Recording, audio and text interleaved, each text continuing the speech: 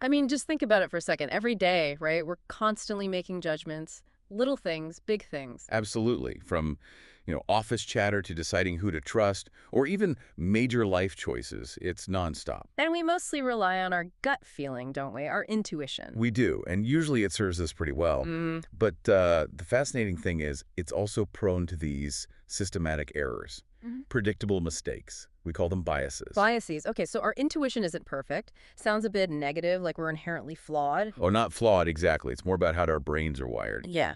They take shortcuts, which are usually efficient, but sometimes, well, they trip us up. The work we're really digging into today, especially from thinking fast and slow, gives us a language, a framework, really, to understand these mental shortcuts. A language. So it helps us spot these slip-ups in ourselves, maybe. In ourselves, definitely, but also in understanding others. When someone makes a decision that seems odd, this can help explain the why behind it. It gives us, let's say, a vocabulary for educated gossip. Huh. Educated gossip. I like that. So where did this whole idea even start? How did people begin studying these intuitive errors? It actually kicked off with a really interesting question back in the late 60s. Two psychologists, Daniel Kahneman and Amos Tversky, started talking about whether people are naturally good intuitive statisticians. Good intuitive statisticians. Like, do we just get probability? Exactly. Do we have a good gut feel for numbers, for likelihoods? And the answer they came to quite quickly was, well, no. No, not even a little bit. Surprisingly, no. Even people who should be good at it, actual statistics experts, they found their intuition often led them astray on certain kinds of problems. Wow. So the experts were making mistakes too. That was the real eye-opener. That initial conversation, that realization, it sparked this incredible collaboration. And it really laid the foundation for understanding how our minds actually work when we judge things and make decisions. So our mission today is to, unpack some of that. Okay, I'm ready. Where do we start peeling back the layers of how we think? Well, a really fundamental concept they introduced is the idea of two systems of thinking. Think of it like two modes your brain operates in. Two systems, like different gears. Kind of. They call them System 1 and System 2. Mhm. System 1's the fast one. It's intuitive, automatic, effortless. It's your gut reaction, your autopilot. Okay, autopilot mode. Got it. Then there's System 2. That's the slow one. It's deliberate, analytical, requires real effort and attention. It's when you consciously decide to think something through, like solving a math problem. Right, the hard work system. Exactly. Now, the key thing is, System 1 is running the show most of the time. We make tons of judgments and decisions based on these quick, intuitive impressions without even engaging System 2. So we're mostly on autopilot. Can you give me some examples of System 1 in action, things we do without thinking? Oh, constantly. You look at someone's face and instantly sense they're annoyed. You don't consciously analyze their eyebrow position or mouth shape, right? No, you just know. Right. Or you effortlessly understand simple sentences. Or you glance at something and know it's a desk lamp. These are automatic operations of System 1. Most of our impressions just happen to us. Okay. So this research, it focuses on when that fast System 1 gets things wrong, the biases. Primarily, yes. It looks at the biases that arise from System 1 shortcuts.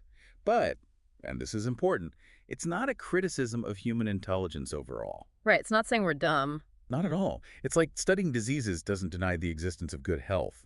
We mostly rely on our System 1 impressions and feelings, and honestly, our confidence in them is usually justified. Things generally work out, but not always. Not always. Confidence isn't proof then. Okay. You mentioned the halo effect earlier as an example. Yes, the halo effect is a perfect example of a System 1 bias. Mhm. Let's say you're listening to a speaker. If they're, physically attractive and speak very confidently. You automatically think they're smarter or more competent? Exactly. You tend to judge everything about them, including the content of what they're saying, more favorably. That initial positive impression, the halo, spills over. Ah, I can totally see that happening. We judge the book by its cover or the speech by the speaker's charisma. Precisely. And simply having that label, halo effect, helps. Once you can name it, you're better equipped to notice it, maybe even question your own judgment when you feel that pull. It makes it less invisible. Okay, so tell me more about how Kahneman and Tversky actually figured this stuff out, that initial meeting.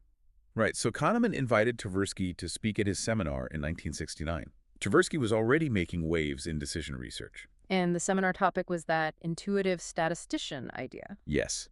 They had this very lively discussion about whether people have a built-in sense for statistics like we seem to have for grammar. And they agreed, pretty strongly, that we don't. Our statistical intuitions are often quite poor. So it wasn't just idle chat. They decided to test it. They did. They actually met for lunch right after and decided to design a study. They wanted to investigate the statistical intuitions of, well, experts, researchers who use statistics all the time. They went straight to the pros. Why? Because they suspected, partly from their own experiences teaching, that even seasoned researchers might have shaky intuitions about things like how many participants you need for a reliable study, or whether a result is likely to replicate. So they surveyed these experts. What did they find? Their suspicions were confirmed. They found that even these experts, including people who'd written statistics textbooks, often showed poor statistical intuition. They'd overestimate the chances of replicating findings from small samples, for instance. Wow. So even the statisticians were immune. That's kind of reassuring, actually. It really is. It shows how deep these intuitive patterns run. But what's also cool is how well they work together. They apparently had very different thinking styles. One more logical, one more intuitive, but it created this amazing synergy. The perfect partnership. How did they actually do the research day to day? Was it all labs and surveys? Initially, no. Their method was pretty unique. They spent hours just talking, inventing simple questions or scenarios, and then analyzing their own immediate intuitive answers. So they use themselves as the first test subjects. Essentially, yes. Each question was like a little experiment. They weren't just looking for the right answer, but for that first gut reaction. They figured if they both had the same intuitive response, even if it was statistically wrong, chances are lots of other people would too. That makes sense. Find the common intuitive pitfalls. Exactly. And that led them to identify specific mental shortcuts or heuristics that we use. One of the big ones is the representativeness heuristic. Representativeness. Okay, what does that mean in simple terms? It means we judge how likely something is based on how much it resembles or seems representative of a particular category or stereotype. We rely on similarity instead of, say, actual probability. Okay, like judging based on stereotypes. Do you have an example? The classic one is the Steve the librarian problem. Have you heard of it? Well, vaguely. Steve, tell me about him. Okay, so here's a brief description. Steve is very shy and withdrawn, invariably helpful, but with little interest in people or in the world of reality. A meek and tidy soul, he has a need for order and structure and a passion for detail. Now, is Steve more likely to be a librarian or a farmer? Well, based on that description, librarian. Totally librarian. Right. Shy, tidy, passion for detail. It Ah. just fits the image, right? It absolutely fits the stereotype. And that's what most people say. That's the representativeness heuristic kicking into hard. You're matching Steve to the image of a librarian. There's a catch, isn't there? There is. The catch is something called the base rate. Think about it. Right. In the real world, are there more male farmers or more male librarians? Probably way, way more farmers. Exactly. Yeah. In most places, male farmers vastly outnumber male librarians.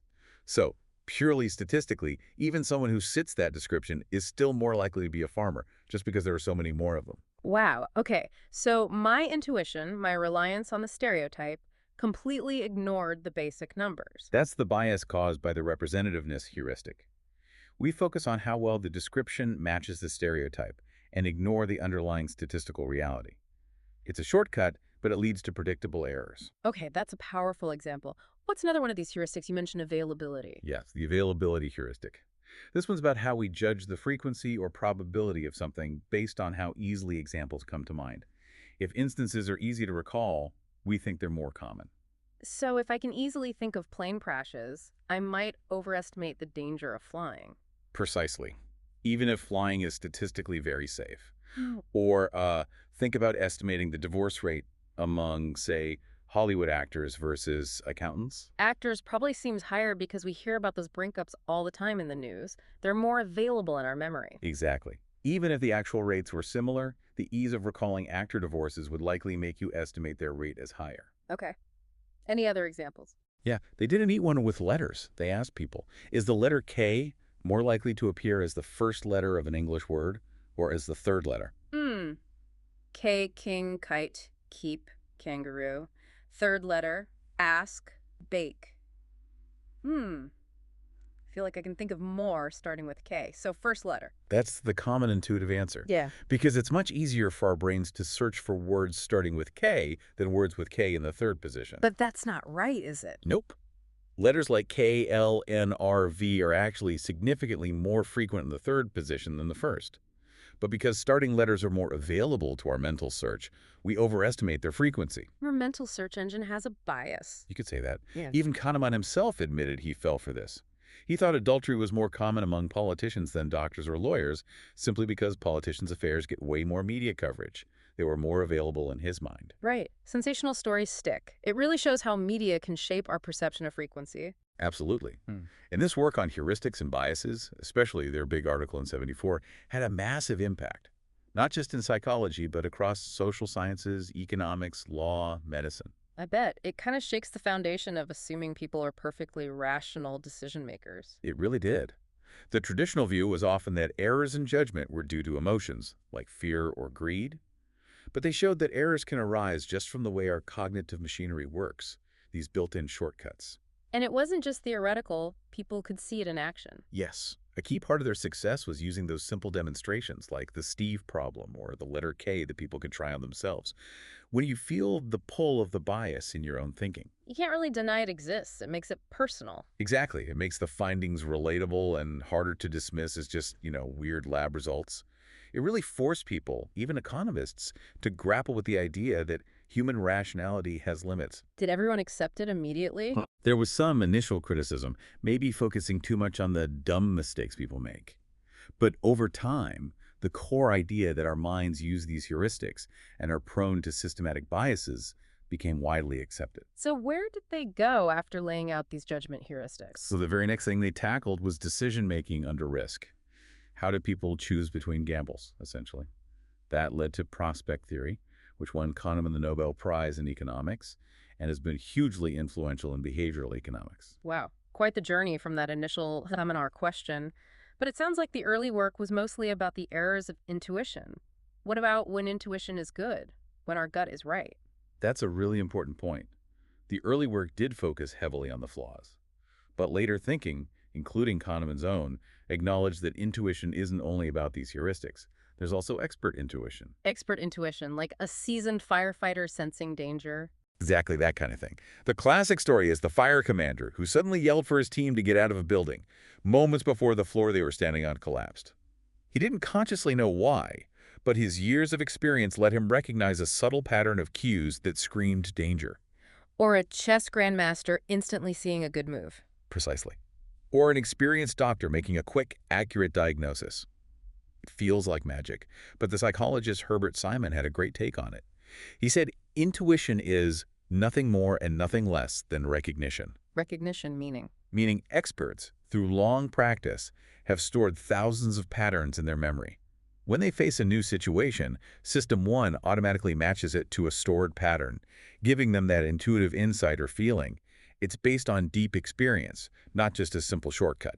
So experience-based intuition is different from these general heuristics like representativeness or availability. Yes, though both are part of that fast System 1 thinking. But not all fast thinking is expert recognition. Sometimes it's just feeling. Remember the chief investment officer example? The guy who bought Ford stock because he liked the cars. Yeah, he went to an auto show, liked the cars, and then told his team to buy masses of Ford stock. His decision wasn't based on financial analysis. It was based purely on a positive feeling. That doesn't sound like representativeness or availability. What's that called? That's a great illustration of the affect heuristic. Affect just means feeling or emotion. We often make judgments and decisions based simply on whether we like or dislike something, without much deliberation. So, do I like it becomes the shortcut question. Exactly. And that's a key mechanism underlying many heuristics. When faced with a hard question like, is Ford stock currently undervalued? Our intuitive System 1 often substitutes an easier question, do I like Ford cars? And answers that instead. We answered the easy question without even noticing we swapped it for the hard one. Wow, that substitution happens automatically. Often, yes. It's System 1 doing its thing quickly, effortlessly, and sometimes completely off track from the question we should be answering. So it all comes back to this interplay between the fast, intuitive System 1 and the slow, effortful System 2. That's really the core idea. System 1 includes these heuristics, the affect heuristic, but also expert intuition and basic perception. System 2 is that deliberate thinking. And the big realization is how much System 1 influences us, often without our awareness. It's the secret author, as Kahneman puts it, of many of our judgments and choices. A secret author pulling the strings. That's quite an image. This has been incredibly illuminating about the basics. I know the book covers more. What else can we look forward to exploring? Oh, definitely. There's a lot more depth. Things like why statistics are just so hard for our brains to grasp intuitively, our tendency towards overconfidence, thinking we know more than we do, the whole debate with economics about whether people are truly rational actors. That sounds like a big one. It is. And then there's the fascinating difference between our experiencing self, how we feel moment to moment, and our remembering self, how we look back on experiences. Plus, the implications of all this for things like happiness, well-being, and making better decisions in, say, business or policy. Lots more to delve into. But wrapping up for today, what's the single biggest takeaway you want people listening to hold on to? I think it's that our intuition, our system one, is amazing and powerful, but it's not infallible. It uses shortcuts, heuristics that are efficient, but lead to predictable biases. Just knowing about these biases, having that vocabulary we talked about. The educated gossip vocabulary. Right. It can help us question our own thinking a bit more Yeah. and maybe understand others' judgments better too. It's the first step towards making slightly more informed decisions. That makes sense. So, final thought for everyone listening. Yeah, maybe think about a decision you made recently. Anything, big or small. Ask yourself, was that mostly system one, that quick gut feeling? Or did you really engage system two? And could any of these heuristics, like availability or representativeness or just disliking something, have nudged your choice without you even realizing it? That's a challenging thought. It makes you really reconsider how much conscious control we have over our choices.